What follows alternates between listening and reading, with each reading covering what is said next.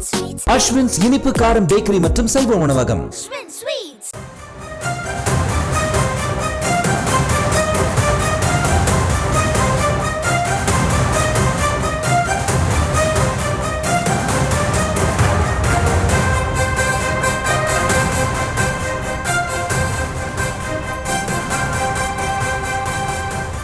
அண்மை செய்தியை பார்த்து வருகிறோம்.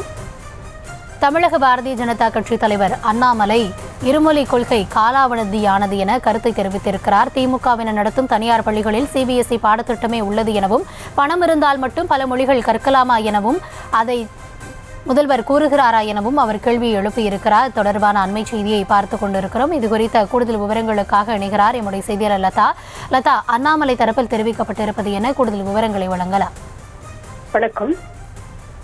புதிய கல்விக் கொள்கையை ஏற்றுக்கொண்டால் நிதி ஒதுக்குவோம் என்று மத்திய கல்வித்துறை அமைச்சர் கூறியிருந்த அந்த காணொலியை எக்ஸ் வலைதள பக்கத்தில் குறிப்பிட்டு தமிழக முதலமைச்சர் கண்டனம் தெரிவித்து பதிவிட்டிருந்தார்.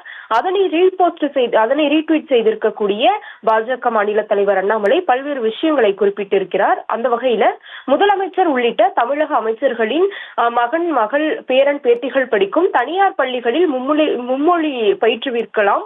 எங்கள் வீட்டு குழந்தைகள் பயிலும் அரசு பள்ளிகளில் தமிழ், ஆங்கிலம் மற்றும் மூன்றாவது ஒரு ஹிந்தி மொழி என மும்மொழிகள் கற்பிக்க கூடாதா என்ற கேள்வியை முன்வைத்திருக்கிறார்.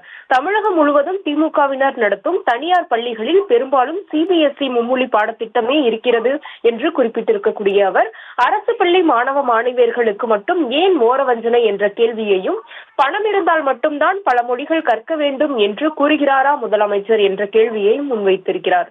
தற்பொழுது 2025ஆம் ஆண்டு நடைபெற்றுக் கொண்டிருக்கிறது என்றும், உலகம் வேகமாக வளர்ச்சி அடைந்து கொண்டிருக்கிறது. இன்னும் உங்கள் 1960களில் காலாவதியான கொள்கையை தமிழக குழந்தைகள் மீது திணிப்பது என்ன நியாயம் என்ற கேள்வியையும் முன்வைத்திருக்கிறார். விவரங்களுக்கு நன்றி லதா.